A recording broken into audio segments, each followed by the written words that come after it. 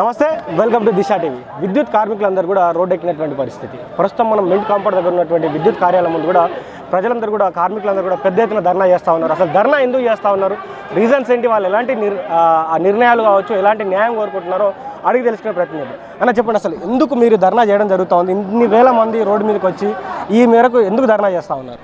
మమ్మల్ని 2017లో పర్మనెంట్ అని అప్పటి కేసీఆర్ ప్రభుత్వం మాకు ఒక జీవో తీసుకురావడం జరిగింది. ఫస్ట్ మాకు జేఎల్ఎం ఆర్డర్సే ఇవ్వడం జరిగింది. తర్వాత కోర్టు కేసు అయిందని విలీనమని 1947 స్టాండింగ్ ఆర్డర్స్ అని పెట్టి మాకు రిటైర్మెంట్ బెనిఫిట్స్ లేవు.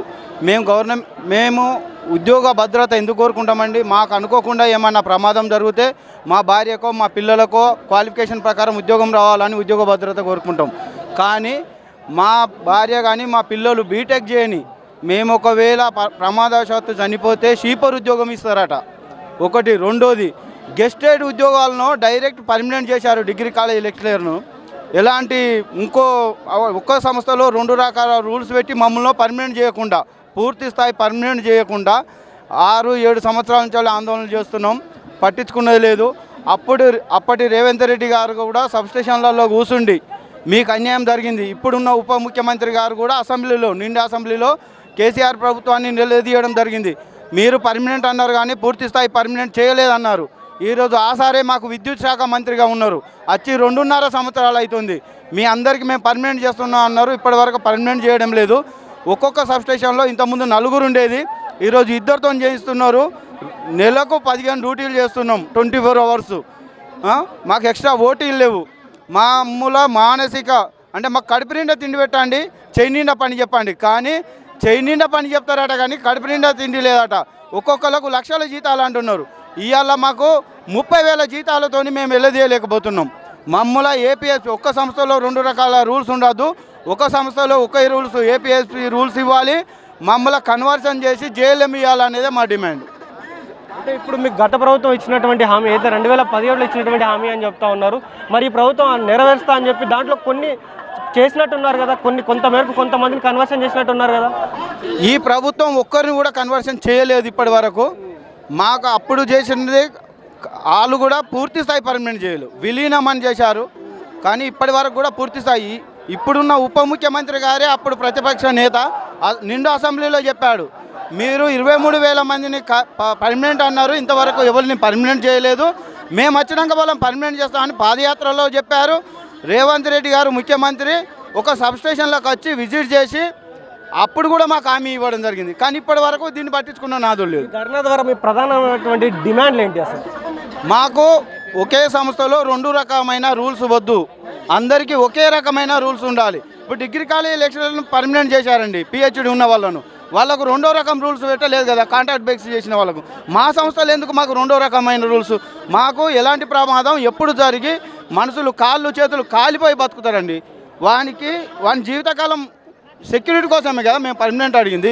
ఒకవేళ అతని కాలో చెయ్యపోయి బతుకుతే భార్యో పిల్లలో క్వాలిఫికేషన్ ప్రకారం ఉద్యోగం ఇస్తే ఆ ఫ్యామిలీ రోడ్డు మీద పడకుంటుంటుంది.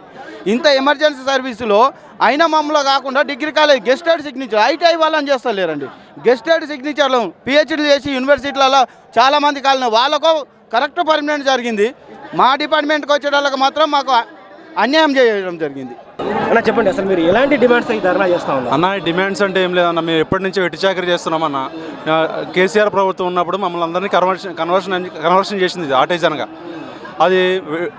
అదేవిధంగా వెట్టి చాకరీ చేసుకుంటూ వస్తున్నాం. కానీ ఇప్పుడు ఉన్న మేనేజ్మెంట్ వారు మాకు మేనేజ్మెంట్ వ్యతిరేకం కాదు, వేరే యూనియన్ వ్యతిరేకం కాదు.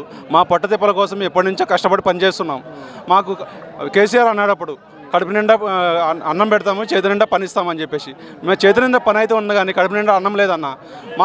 మాతో పాటు ఉన్న అందరు ఎంప్లాయీస్తో పాటు మేము పనిచేస్తున్నాం. దాని తగ్గ మాకు న్యాయం జరగట్లేదు ఎలాంటి ఇబ్బందులు ఉన్నాయి మీకు అసలు అన్న?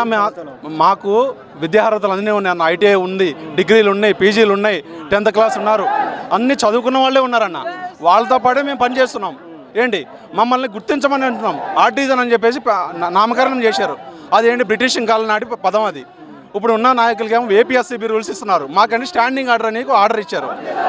ఒక కడుపుని 2 పిల్లలు పుడితే ఒకటికేమో అన్నం పెట్టి ఒకటి సున్నం పెడుతున్నారు. దానికి న్యాయం చేయమని మేము కోరుకుంటున్నాము. మాకు మేనేజ్మెంట్ వ్యతిరేకం కాదు, వేరే యూనియన్ నాయకులు వ్యతిరేకం కాదు. వాళ్ళు కొట్లాడుకొని మాకు అన్యాయం జరుగుతుంది. అందరూ ఒక తాటి మీదకి వచ్చి మాకు న్యాయం జరిగితే మేము మాకు అందరు కడుపు నిండా అన్నం పెట్టినట్టు అవుతుంది అన్న. మా ప్రభుత్వానికి వ్యతిరేకం కాదు, మేనేజ్మెంట్కి వ్యతిరేకం కాదు, వేరే యూనియన్కి వ్యతిరేకం కాదు. మేము మా చేతి నిండా పని ఉంది కాబట్టి పని చేస్తున్నాం. దానికి తగ్గట్టు మాకు న్యాయం చేసి ఏపీఎస్ఓ బిల్స్ జూనియర్ లైన్మెన్లుగా, ఆర్టీసీలను జూనియర్ లైన్మెన్లుగా, అటెండర్లుగా, జూనియర్ అసిస్టెంట్లుగా, సబ్ ఇంజనీర్లుగా కన్వర్షన్ చేయమని విద్యార్హతలను బట్టి మేము కోరుకుంటున్నామన్న. అది మేము ప్రధానమైన డిమాండ్ అన్న. దగ్గర 15 సంవత్సరాల నుంచి 20 సంవత్సరాల నుంచి కష్టపడి పనిచేస్తున్నారన్న సంస్థలు అందరికీ న్యాయం చేయమని కోరుకుంటున్నామన్న. అంతేగాని మేనేజ్మెంట్కి కానీ ఎవరికైనా ప్రభుత్వానికి కానీ వ్యతిరేకం కాదన్న. మా డిమాండ్లు బయటకు వచ్చి చెప్తేనే కదా అన్న మన కడుపుని ఆకలిస్తుందని అమ్మని అడిగితే కానీ అన్నం పెట్టదు. అటువంటిది మేము బయటకు వచ్చి అడగడానికి అదే ఉన్న ప్రధానమైన కారణం. మీకు జీతాలు టైంకి వస్తూ ఉన్నాయా? మాకు జీతాలు ఫస్ట్ తారీఖే వస్తున్నాయన్న. కానీ చాలా జీతాలతో మేము బిడ్డలను చదివించుకోలేక, మేము సిటీలో బతకలేక, రెంటలు కట్టలేక చాలా ఇబ్బందులతో పడుతున్నాం అన్న. పేరుకు మట్టిగా గవర్నమెంట్ ఎంప్లాయీస్ అని పేరు మట్టితోనే ఉన్నదన్న. కాకపోతే మాకు రెంటలు కట్టలేక, బిడ్డను చదివించలేక చాలా ఇబ్బందులు పాలవుతున్నాం అన్న. దాని మేనేజ్మెంట్కి కానీ గవర్నమెంట్కి అందరికీ తెలుసు అన్న. తెలిసి కూడా ఎందుకు మౌనం వహిస్తున్నారో తెలియట్లేదన్న. అదే మేము కోరుకునే ప్రధానమైన డిమాండ్. మాకు విద్యార్హతలు ఉన్నాయి, కష్టపడి పని చేస్తున్నాము. మమ్మల్ని ఎందుకు మమ్మల్ని ఎందుకు ప్రత్యేకంగా సపరేట్గా చూస్తున్నారు అని ప్రధానమైన డిమాండ్ అన్న. అంతే, న్యాయం చేయాలని మేనేజ్మెంట్ని ప్రభుత్వాన్ని కోరుకుంటున్నాం అన్న. అదే మా ప్రధానమైన డిమాండ్. అందరికీ నమస్తే. మా సమస్య ఒకే సంస్థ ఒకే రూల్. ఈ విద్యుత్ సంస్థలో ఒకటి ఏపీఎస్బి రూల్ అనేది ఒకటి, తర్వాత ఆర్టీ అని ఒక రూల్. చేసే పని ఒకటే, లైన్మెన్గా చేసే పని ఒకటే, మేము చేసే పని ఒకటే. యాజ్ ఏ ఆపరేటర్లు కూడా అదే పని చేస్తున్నారు. ఆపరేటర్లు కూడా కొంతమంది తీసుకొని జైల్లో ఆపరేటర్ పెట్టారు, వాళ్ళదే పని చేస్తున్నాం, మేము అదే పని చేస్తున్నాం. ఒకే సంస్థ ఒకే రూల్ కాబట్టి మాకు కూడా మా కష్టానికి తగ్గ ఫలితం ఇవ్వాలి. లేని ఎడల ఇంతకంటే ఎక్కువ చేస్తామని చెప్పి ఈ మీడియా ద్వారా తెలుస్తున్నాం. మీకు ఎలాంటి నిర్ణయాలు తీసుకుంటే మీకు న్యాయం జరుగుతుంది అనుకుంటున్నారు? ఎలాంటి నిర్ణయాలు అంటే, ఇప్పుడు ఒకే సంస్థలో 2 రూల్స్ పెట్టి మమ్మల్ని చాలా ఇబ్బంది పెడుతున్నారు. చాలా జీవితాలతో. ఆర్టిజన్ ఇంతకుముందు అడ్జస్ట్మెంట్ అని చెప్పి తీసుకొచ్చి స్టాండింగ్ ఆర్డర్ తీసుకొచ్చి ఇప్పుడు ఆర్టిజన్ నామకరణం చేసినారు. ఇది చాలా బాధాకరం. ఈ స్టాండింగ్ ఆర్డర్స్ వల్ల మమ్మల్ని కన్వర్షన్ చేయడం లేదు. మాకు ఐటీఐ ఉంది, డిగ్రీ ఉంది. మేము కోరేది ఏంటంటే మా స్టడీకి తగిన జాబ్ ఇవ్వండి అని కోరుతున్నాం. మేము ఎన్నో సంవత్సరాలు చేస్తున్నాం అన్న, దగ్గర 20 సంవత్సరాలు కానీ వస్తూ ఉంది. కానీ ఇక యాజమాన్యం ఈ మొండి వైఖరిని విడిచిపెట్టి 23,600 మంది జీవితాలను శుభప్రదం నడిపించాలని కోరుతా ఉన్నాం. సో చూస్తున్నారు కదా, ఇక్కడ మింట్ కాంపౌండ్ దగ్గర, సెక్రటేరియట్ పక్కనే ఉన్నటువంటి మింట్ కాంపౌండ్ దగ్గర విద్యుత్ కార్మికులందరూ కూడా రచ్చ చేస్తూ ఉన్నారు.